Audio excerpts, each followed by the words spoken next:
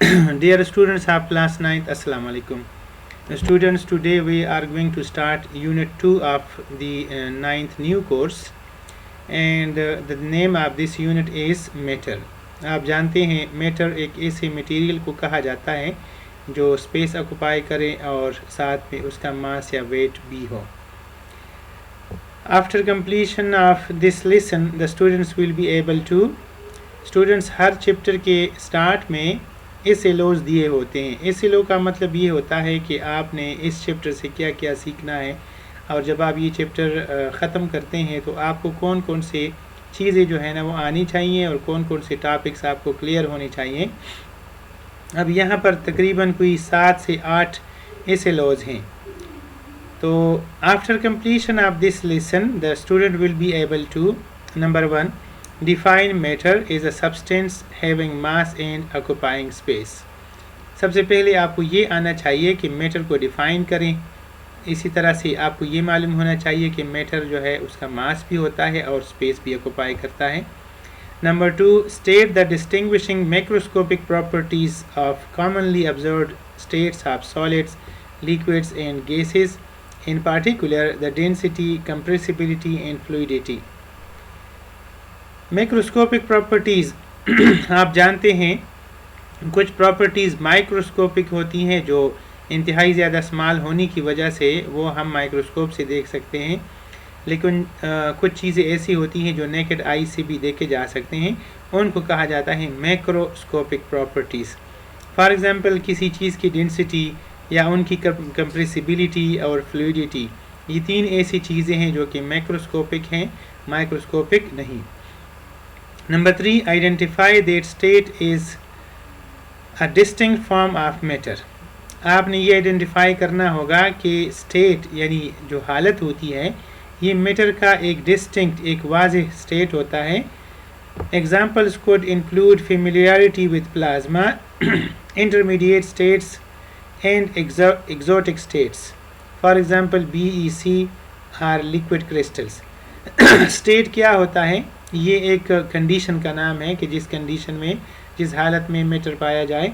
उनमें से कुछ इंटरमीडिएट स्टेट्स भी होते हैं जैसे कि लिक्विड क्रिस्टल्स हैं, उनके अंदर लिक्विड की तरह भी और सॉलिड्स की तरह की प्रॉपर्टीज़ दोनों पाई जाती हैं.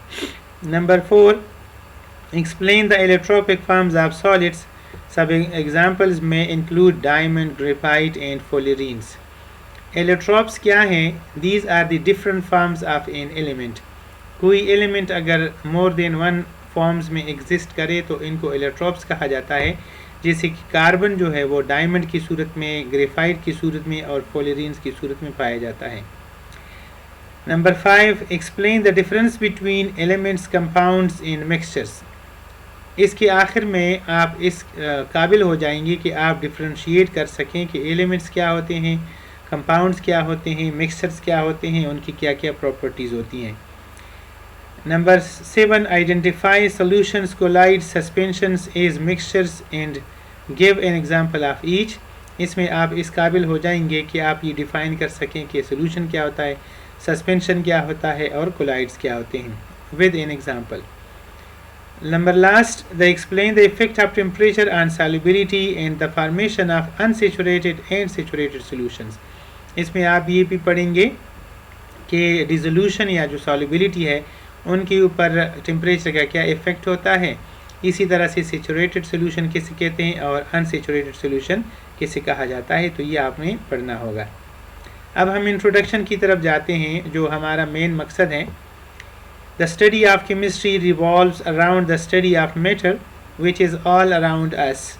Not only is the entire world made of matter but so are the objects that we see and we use. यहाँ ये कहा जा रहा है कि तमाम दुनिया, कायनात जो है वो मैटर का बना हुआ है. Everything is matter. हम भी मैटर के बने हुए हैं, हम भी मैटर हैं, और जो चीज़ें हम इस्तेमाल करते हैं वो भी.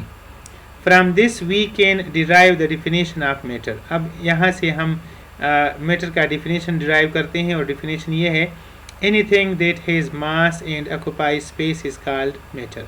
कोई भी चीज़ जिसका मास हो यानी वज़न रखता हो और ऑक्युपाई स्पेस यानी जगह घेरता हो, ऐसी चीज़ों को कहा जाता है matter. This makes air, water, rocks, and even people are examples of matter.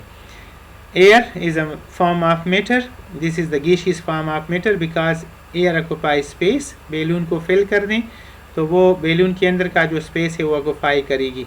इसी तरह से इट हैज़ वेट. जो खाली बैलून है उसका वज़न कम होता है और अगर आप इसको एयर से भर देते हैं तो उसका वज़न बढ़ जाता है. इसका मतलब है कि इसमें एयर का वज़न शामिल हो जाता है और हम ये कह सकते हैं कि एयर हैज़ मास और इट हैज़ वेट. वाटर आप जानते हैं ये भी मैटर है, रॉक्स मैटर हैं और जो people around us these are also called matter और ये मैटर के बने होते हैं. Different types of matter can be described by their mass. Matter is itself composed of the atoms. अब मैटर किसका बना होता है? एटम्स का बना होता है. एटम के बारे में कहा जाता है कि this is the fundamental particle of an atom. The atom is the building block of all matter and it is the various combination of these atoms that make up all the matter that we see around us. इसका basic unit जो है वो atom है और atom मुख्तलिफ तरीक़ों से जब आपस में मिलते हैं तो इससे मुख्तलिफ मटीरियल हासिल होते हैं.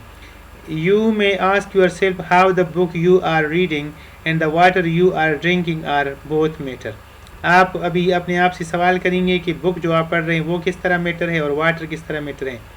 They neither look nor feel nothing like. So how can they both fall into the definition of matter? From there we reach the conclusion that there are states of matter which differ from each other in the way that the atoms that make them up are arranged. Water एक अलग चीज़ है, book एक अलग चीज़ है, लेकिन दोनों जो है ना स्टेट्स ऑफ मैटर हैं, दोनों मैटर के बने हुए हैं. अब दोनों एक दूसरे से डिफरेंट हैं तो इसलिए हम ये भी कह सकते हैं कि matter exist in different forms.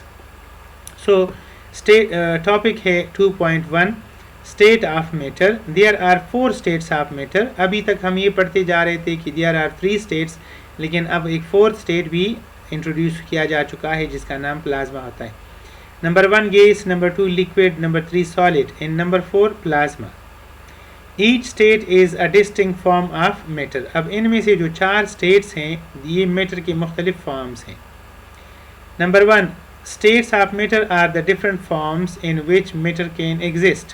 These are solids, liquids, gases and plasmas.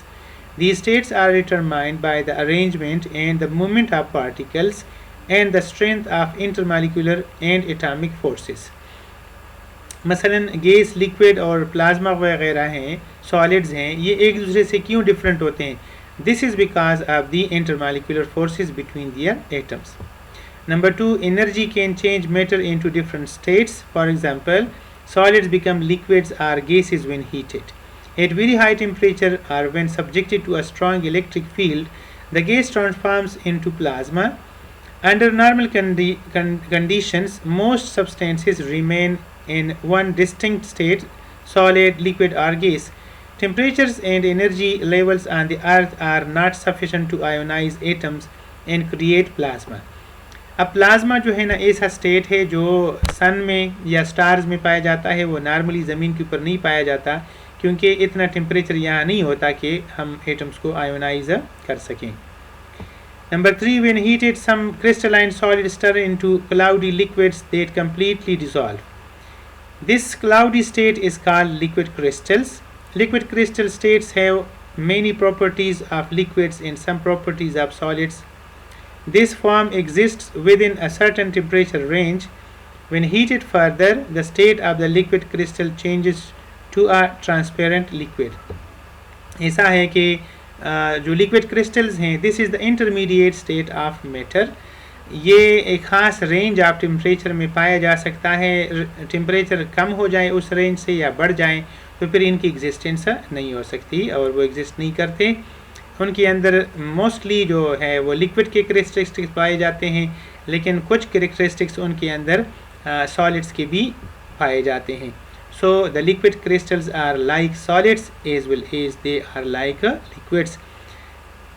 Number 4 furthermore there are other states such as Bose Einstein condensates, जिसको BEC कहा जाता है, which is defined as the state of matter in which separate atoms cooled to temperatures very close to absolute